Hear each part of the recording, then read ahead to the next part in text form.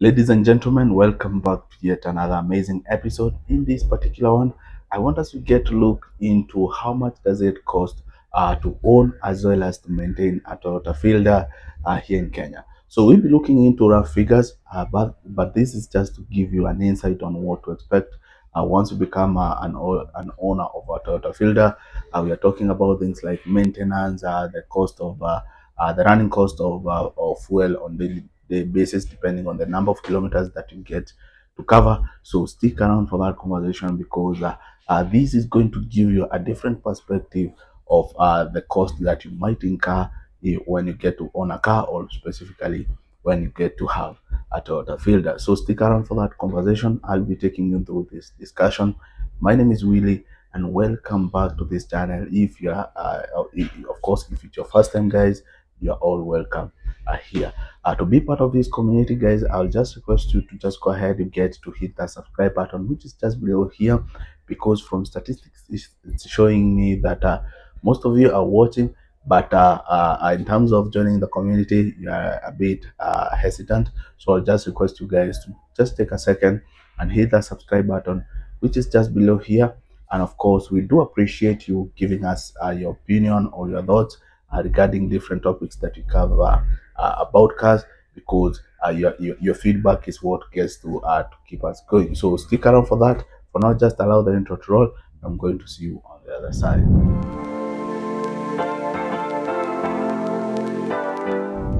Well, roughly, depending with the model or the unit, the year of the model that you want to own, roughly here in Kenya, you'll be getting a good or a clean unit. That is for the case of the Toyota Fielder, with a price of around 1.2 to around 1.8. That is, if you're paying in cash, you'll be getting a very nice unit with that price range. But there are those people who like to go the other option of maybe being financed or even taking a loan.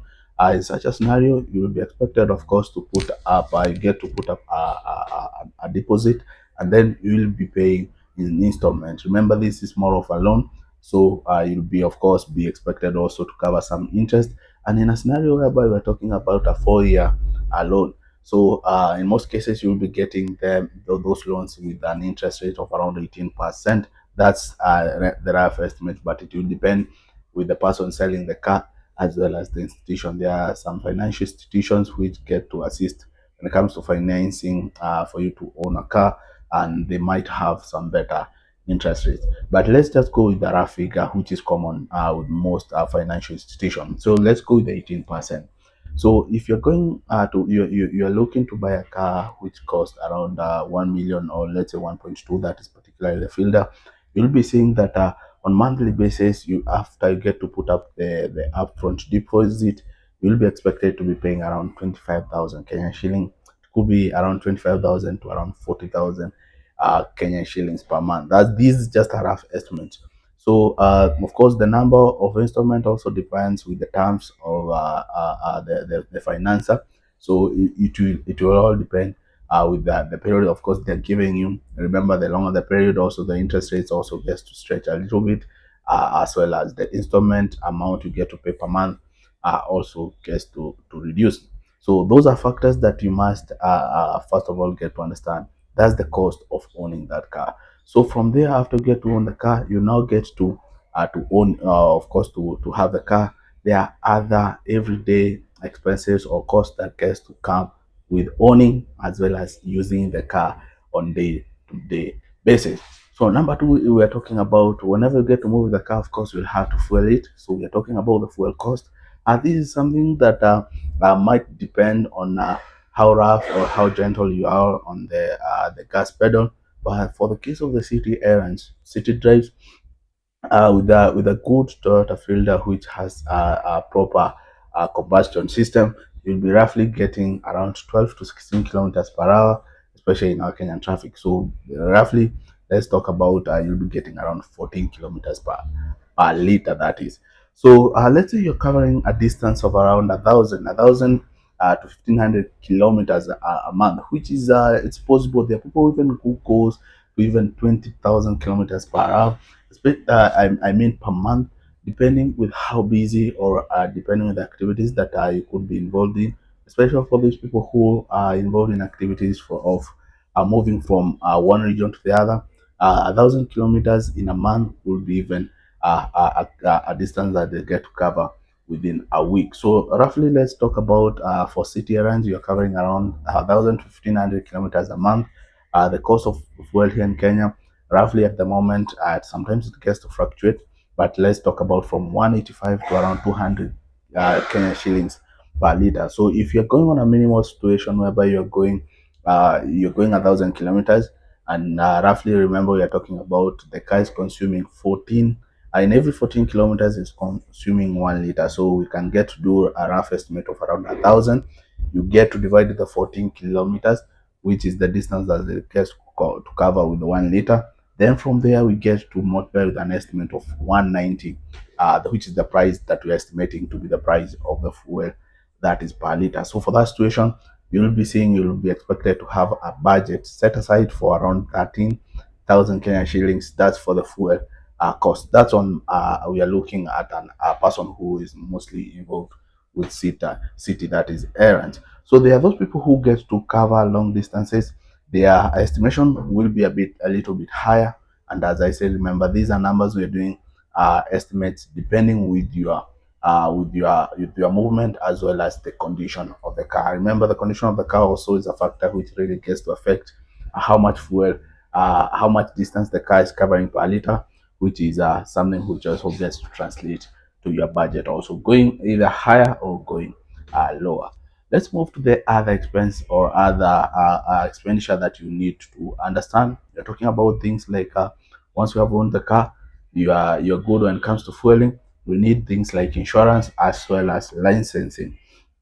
So depending with the car that you own, there are two options. You could go with the option of having a comprehensive insurance, or you could just go with the option of the third party. But each insurance comes with its advantage as well as its price.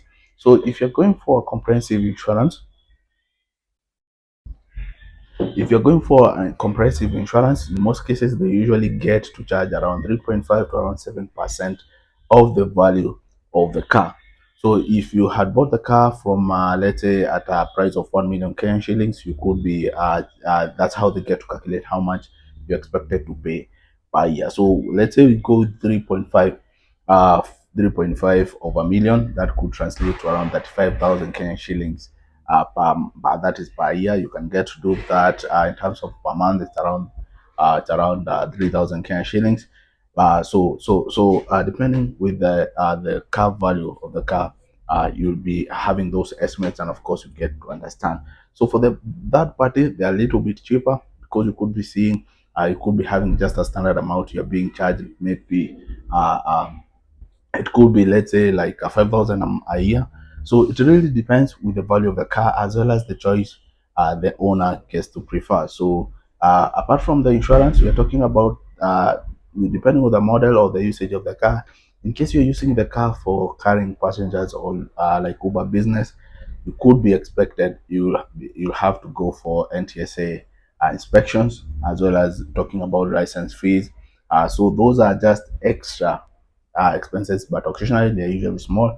We're talking about maybe 1,000 to around 5,000 Kenya shillings a year. So those could be changing, could change depending with the purpose or which use, how the car is being used. So apart from the insurance and the licensing, let's go to the routine maintenance. We're talking about maintenance and repairs. It could be major or minor, but the routine maintenance or the servicing of the car. For this situation, we are talking about whereby you could have things like oil changing, oil filter changing, as well as things like brake pads, tires, as well as things like shock, battery. But these are just repairs which they're just routine. Things like changing the oil, depending with the usage of the car. Could be if the car gets to cover more than 5,000 kilometers, you're expected to change the oil. So this will literally depend on how fast you get to complete your that is the distance given for the efficiency of the oil. So for the oil change filter, we do have an estimate of around 5 to 10,000 Kenyan shillings for every servicing. Things like tires, brakes, these ones could take a little bit longer for you to change because They're a bit durable. But for the case of the pads, we are talking about the brake pads. It could be around an estimate of 1,500 to 4,000 Kenyan shillings. So roughly the total maintenance and repair as well as servicing could roughly narrow down to around 4,000 to 10,000 Kenyan shillings. So those are some of the things that so many people get to involve to ignore. But once you get to own the car, these are things that you'll be realizing you need to do them occasionally because they are very very important. And the last expense or the last thing for you to consider is things like the parking toll as well as other miscellaneous. So for the case of the parking toll, it will really depend on the city that you get to live in. For instance, like here in Thika, we the for just small cars, private owned, they usually charge around 100 Kenyan shillings per day.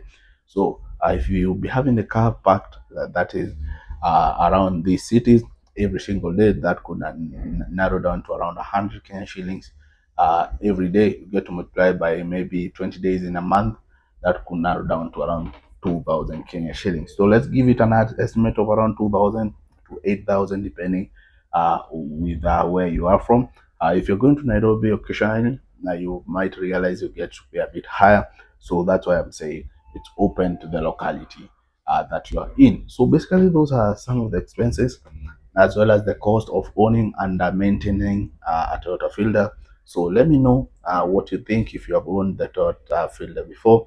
Let me know which car you own, and as well as let me know your estimates when it comes to your cost of owning and running that car. That's it for today, guys, and I really, really appreciate your support. Don't forget to talk to me in the comment section, and I will look forward to seeing you in the next one.